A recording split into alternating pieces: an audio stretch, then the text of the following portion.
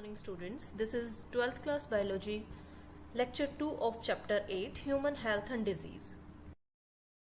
Topics to be discussed today are protozoal disease, helminthic disease, fungal disease and prevention and control of all the infectious diseases. After that we will do about the immunity, that is innate immunity and acquired immunity, and also you will learn about the antibody molecule structure. So let's start with the protozoal disease. One of the protozoal disease we have done in previous lecture, that is malaria.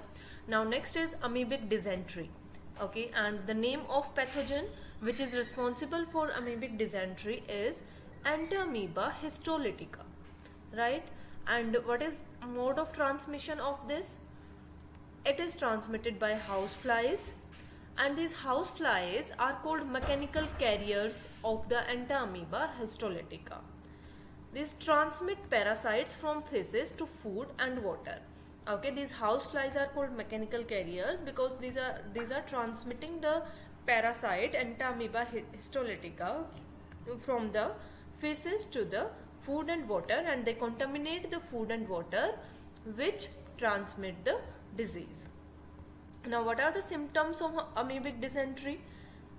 Here constipation, abdominal pain and cramps, presence of mucus and blood clots in stool.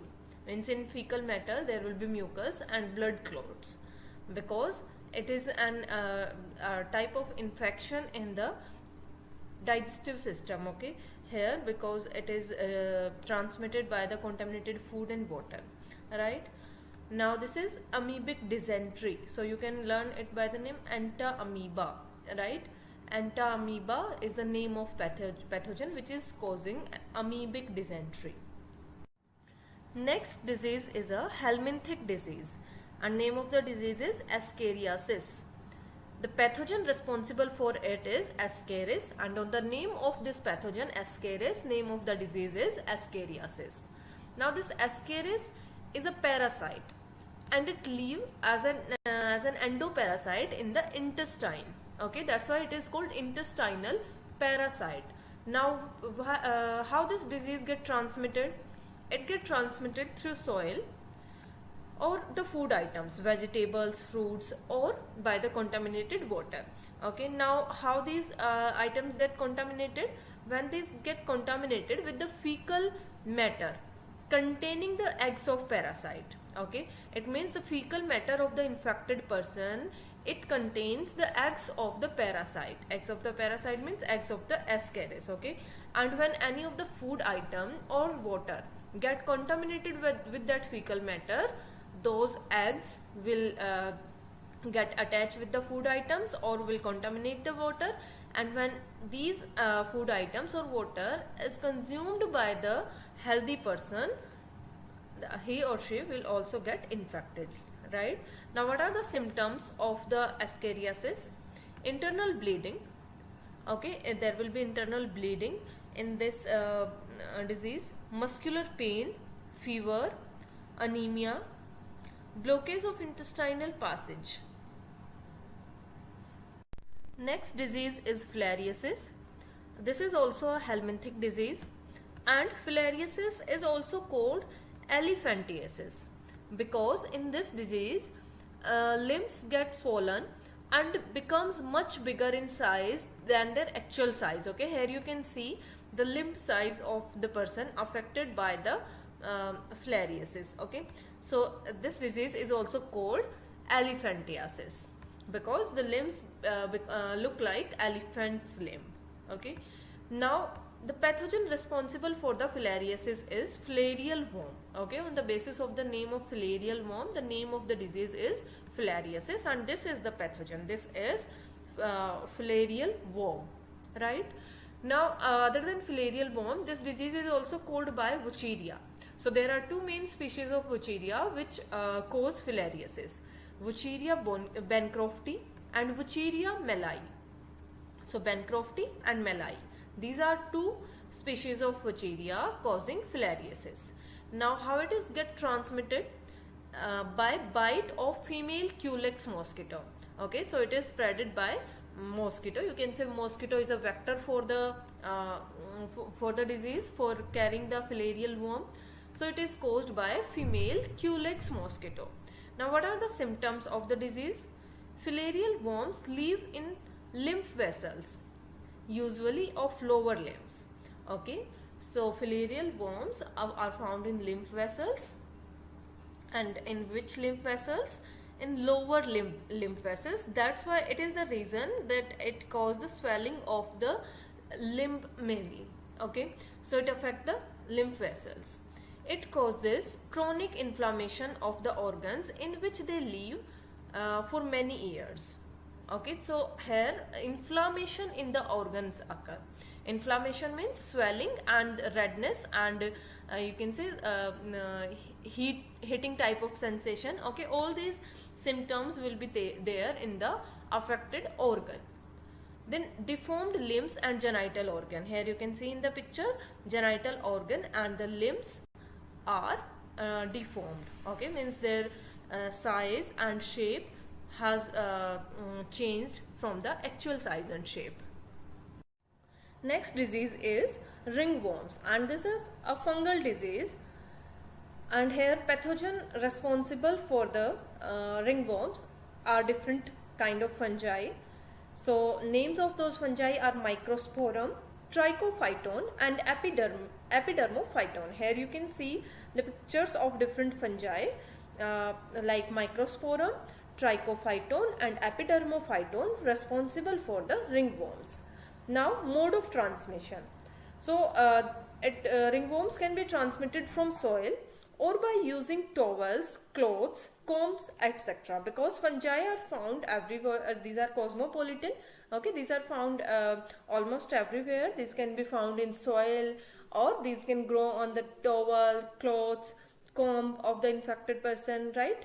So these means the ringworms can be transmitted from these things or from the soil. Now what are the symptoms of ringworms? Appearance of dry, scaly lesions on various parts of the body. Okay, here lesions are formed on the various parts of the body, such as skin, nails and scalp. Okay, especially these are present in the on the skin, on the nails and the scalp, and there is intense itching. Now how these diseases can be prevented? So here we have prevention and control for the diseases, for the infectious diseases. So there are two main things by which these diseases can be controlled. Okay, and first is public hygiene. Second thing is personal hygiene. So what things we need to do for the public hygiene? First thing, properly dispose waste and excreta. Second thing, clean and disinfect water reservoirs, especially pools, cesspools and tanks. Next thing, observe standard practices of hygiene in public catering. Okay, standard practices of hygiene means when during the public gathering, some standard rules for the hygiene must be followed. Avoid contact with infected persons or their belongings. Or their belongings means all the things which are used by the infected person. Okay, all the utensils, clothes, combs, okay, all these things of the infected person. So the contact with these things should be avoided. Eliminate vectors. So this is also very important part of public hygiene. Eliminate the vectors. The vectors are mostly the mosquitoes and the flies, which are responsible for transmitting these diseases. Okay, so these vectors should be eliminated. For example, mosquitoes and their breeding places. Okay, also the breeding places of the vectors should be eliminated. Next thing is that how these vectors like mosquitoes can be controlled. Okay, so for their control we should regularly clean the coolers. Okay, the coolers in our homes or in offices, so those coolers should be cleaned regularly, right? Next thing, avoiding stagnation of water, because stagnant water act as a breeding place for the mosquitoes and also flies. So avoiding stagnation of water near the residential place can help in controlling vectors. Next thing is using mosquito nets, so that biting of the mosquitoes can be avoided. Next is introducing gambusia fish. Okay, here this is a fish that feed on the insect larva. Okay, on it this fish feed mosquitoes larva especially. So by introducing this fish in the pond, all the mosquitoes larva can be eliminated from there, and that's why we can control the vectors. Next is spraying of insecticides. The chemicals which are used to kill the insects can be used. Next is using wire mesh at door and windows. So door and windows can be properly covered with the wire mesh to stop the entry of these insects in our homes. Next thing for prevention and control of infectious diseases is personal hygiene. And in personal hygiene, you need to remember following things. First is keeping body clean. Second is consumption of clean drinking water and food, because contaminated water and food can transmit many diseases. Next is washing hands with soap after going to the toilet. Okay, because many microbes can be present there in the toilet, which can come to your hands. So washing hands with soap after going to the toilet. Next thing is washing hands with soap before preparing or eating the food. Okay, because many microbes can be present on your hands, and with the food those microbes can enter inside your body. Now our next topic is immunity. Every day you come in contact with so many microbes, because the microbes are present everywhere. Okay, all the things that you use, microbes are present on them. The seat on which you sit, the microbes are present on that. Okay, microbes are present in air also that you breathe. So with your breathing also many microbes are entering, right? But you don't get, instead of coming in contact with so many microbes, you don't get sick every day. What is the reason? Because your body has some power to fight against these microbes. Okay, and that power is called immunity. So we can say that immunity is the capability of multicellular organisms. You are multicellular organisms, right? So it is the capability of multicellular organisms to fight the harmful microorganisms and to defend itself. Now, this immunity is of two types: innate immunity and acquired immunity. Innate immunity means immunity present at the time of birth, which you inherit from the parents. Okay, so immunity that you have at the time of birth is called innate immunity. And this innate immunity is non-specific type of defense. Non-specific means it cannot recognize the pathogens differently, means that it is bacteria, it is virus, it is for that disease, it is for that disease. Okay, so it is non-specific type of defense, while acquired immunity develops during the lifetime. Okay, so the immunity that you develop during your lifetime is called acquired immunity. And acquired immunity is specific immunity, means it can specifically recognize that this is the virus, this is the bacteria, this bacteria will cause this disease, this virus will cause this disease. Okay, so this is called acquired immunity.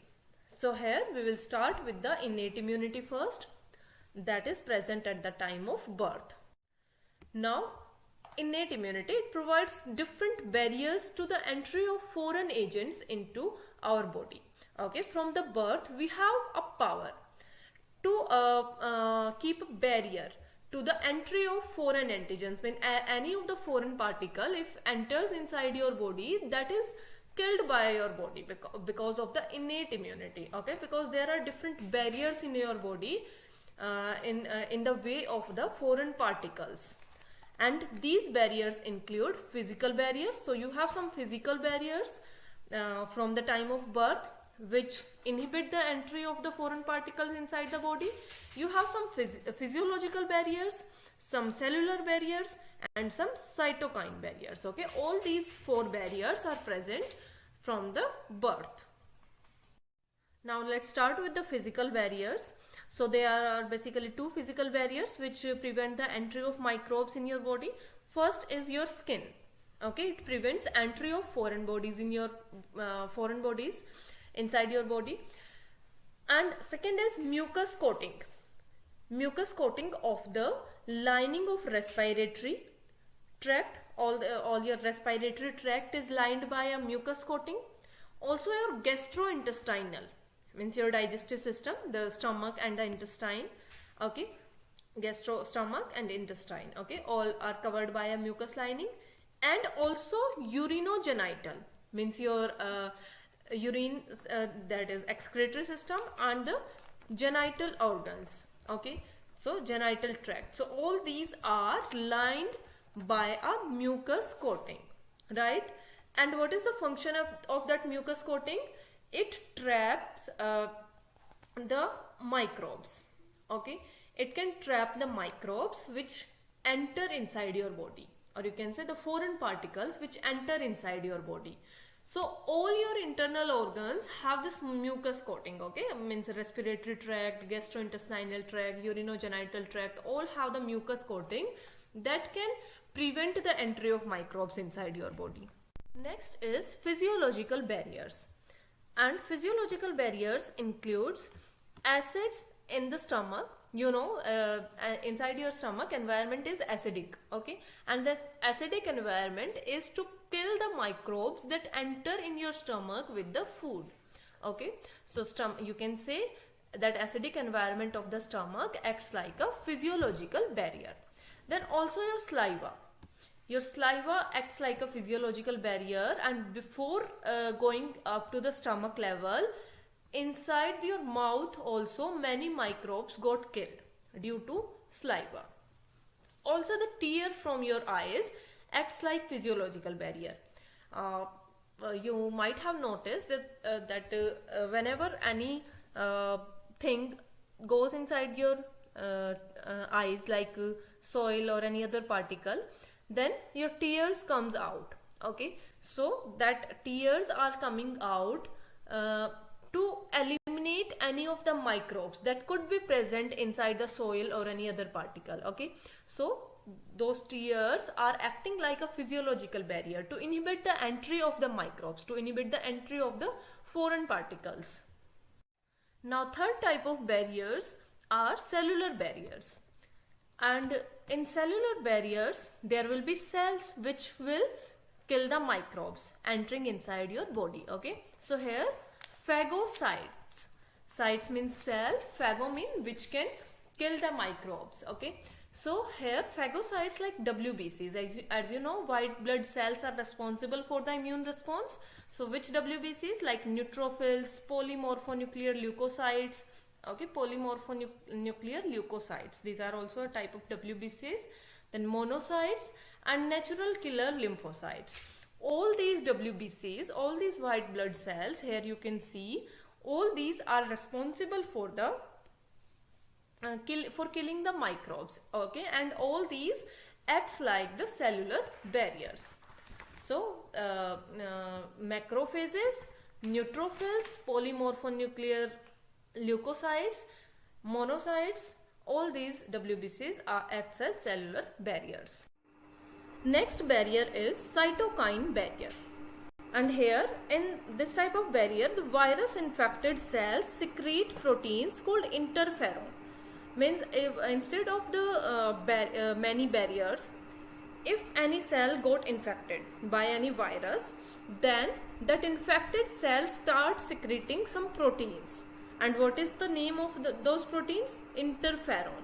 Now these interferons secreted by the virus infected cells will protect the non-infected cell from the further viral infection. Okay, so the nearby cells will got protected from that virus infection due to the interferon This is called cytokine type of barrier. The physical and the physiological barriers which are part of innate immunity can be called first line of defense.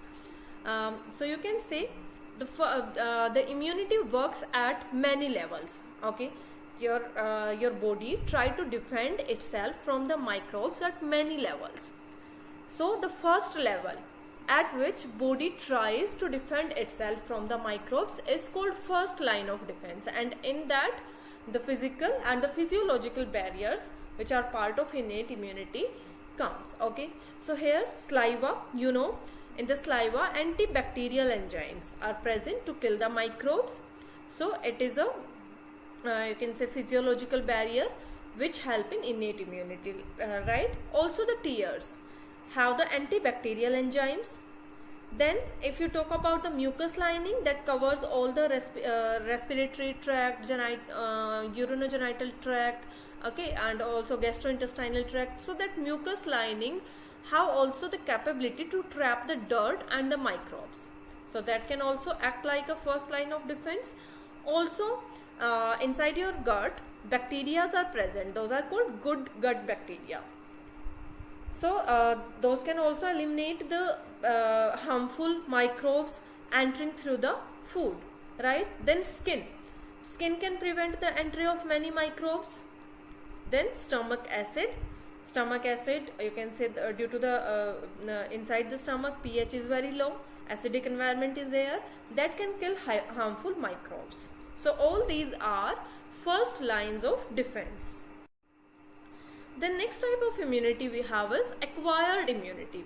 Okay, acquired immunity that you get during your lifetime.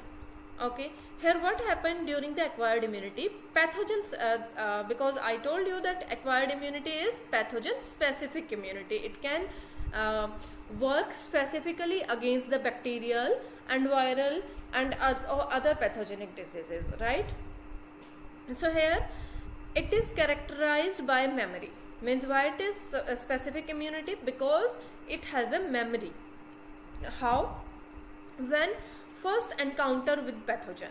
Okay, when any pathogen comes in contact with your body first time, that is called first encounter with pathogen.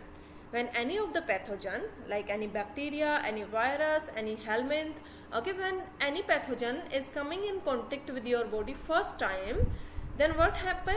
Low intensity primary response will be there. Means your immunity will give a low intensity response against that.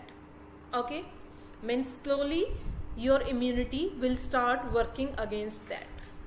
After that, when second time the same pathogen enter in your body, what happen? If the same pathogen which has entered once and the same pathogen if entering in your body second time, what will happen? High intensity secondary response will be there.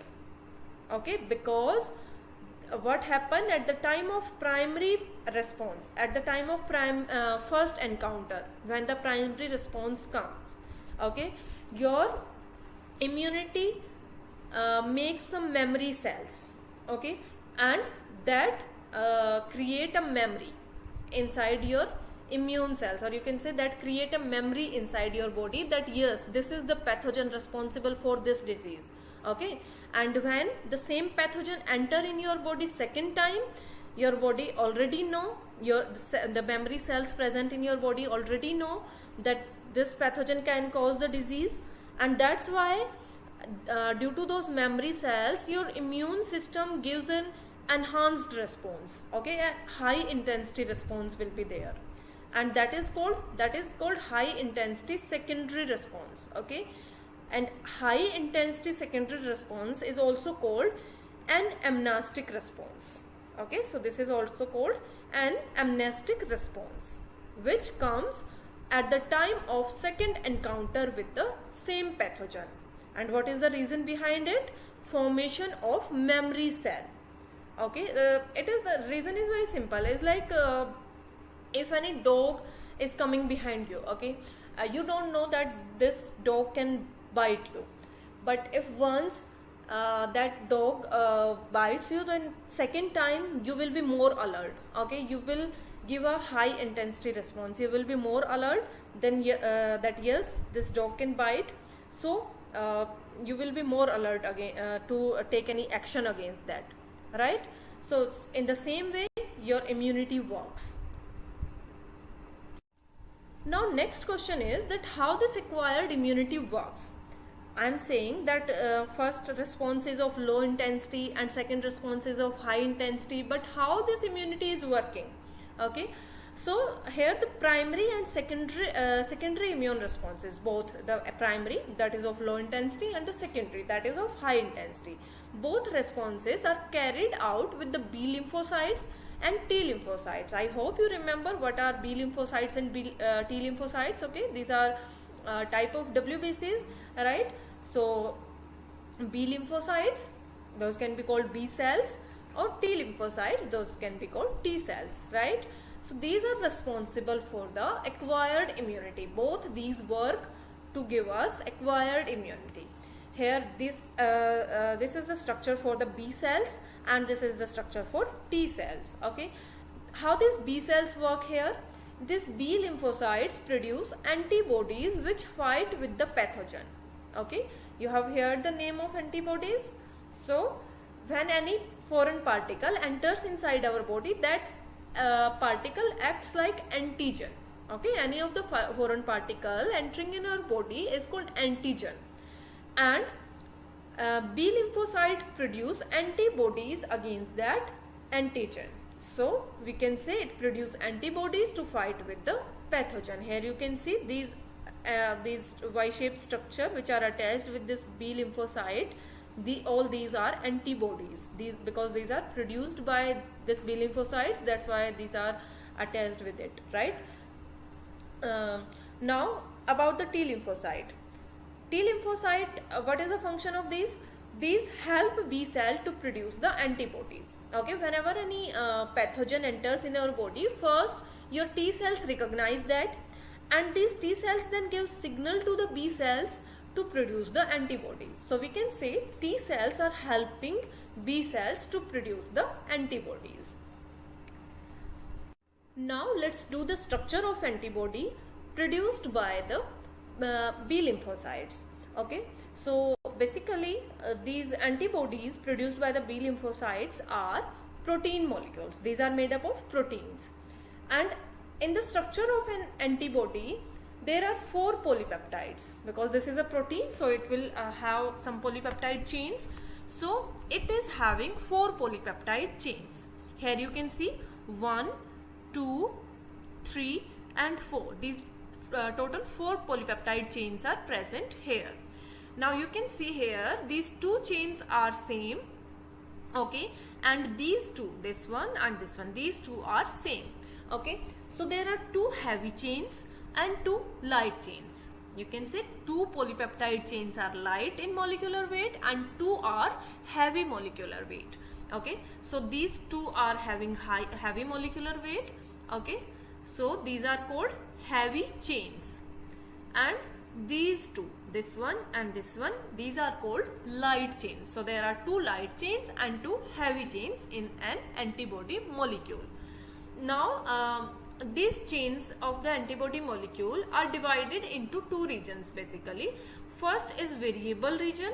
Okay, here you can say this is variable region on the heavy chain, and this is the variable region of the light chain. Here you can see it is labeled variable region on the light chain on both sides. Okay, this dark green color on both sides is representing variable region of the light chain, and this one for the variable region of heavy chain, and the lower portion is called constant region. Okay, so this is the constant, this light blue color is the constant region of heavy chain, and this color this is for the constant region of light chain. So these are the 2 regions present on both the both type of polypeptide chain. Now also the disulfide bridges are present here between the chain, means the interspecific as well as intraspecific disulfide bonds are present here. So you can see here between the one heavy chain and one light chain, this disulfide bond you can see here also. Okay, so these disulfide bonds are present between a heavy chain and one light chain, as well as between two heavy chains, you can see. Okay, between two heavy chains also these disulfide bonds are present, and these are present like intramolecular disulfide bonds also. Okay, in the light chain you can see these disulfide bridges, as well as in heavy chains you can see here these disulfide bridges are present. Okay, so these disulfide bridges are present as the intra disulfide bridges as well as interdisulfide bridges. Now one more important thing on this antibody molecule, you can see this structure, this is Y-shaped structure. Okay, and on the tips of this Y-shaped structure antigen binding sites are present. Okay, these sites present on the upper portion of the variable region of both heavy chain as well as light chain. These are variable region, right? So on the variable region, this region is called antigen binding site. Antigen means the pathogen that need to be killed by the antibody.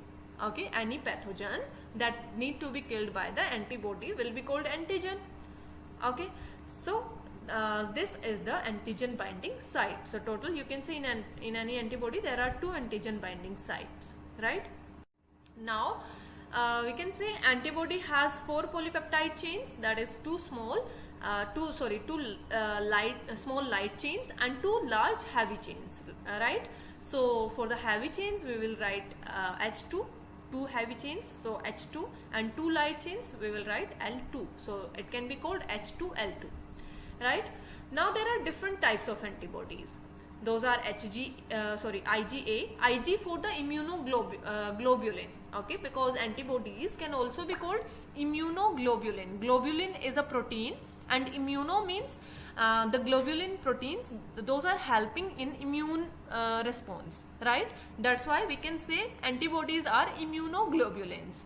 That's why we are writing Ig for the antibody. Okay, so there are different types of antibodies and all are represented by the Ig, and there can be IgA type of antibody, you can see here.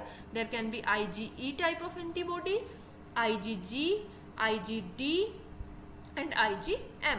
So these different antibodies are found. Now based on today's topics, your homework is NCERT question number 1, 2, 3, 4 and 9. Now one question that I gave in homework and previous lecture was difference between infectious and non-infectious diseases, right? So these are the differences. First is infectious diseases occur due to external factors, right? There are external factors which are responsible for the infectious diseases, but in case of non-infectious diseases, generally the intrinsic factors, those are internal factors, are the reason. Next difference is these are caused by attack of pathogens. Infectious diseases are caused by some virus, bacteria, fungi, protozoans or worms. These cause the infectious diseases, while non-infectious diseases are caused by factors other than these living pathogens. Like these can cancer can be caused by some radiations. Okay, so non-living things are responsible mostly for the non-infectious diseases. Next difference is infection is transmitted through the direct contact, that can be physical contact, sexual contact, or through medium like air, water, food, insects, etc. Okay, but non-infectious diseases, here the infection is not transmitted through the direct contact or through the medium, except in medium hereditary diseases. Okay, only the non-infectious diseases can be hereditary. So that is also like a medium, but other than that there is no medium through which means like direct contact or any other medium cannot transmit the non-infectious diseases. And the other questions that I gave in homework was the life cycle of the Plasmodium. I think that I have explained in previous lecture also. So I hope you can do that. Thank you.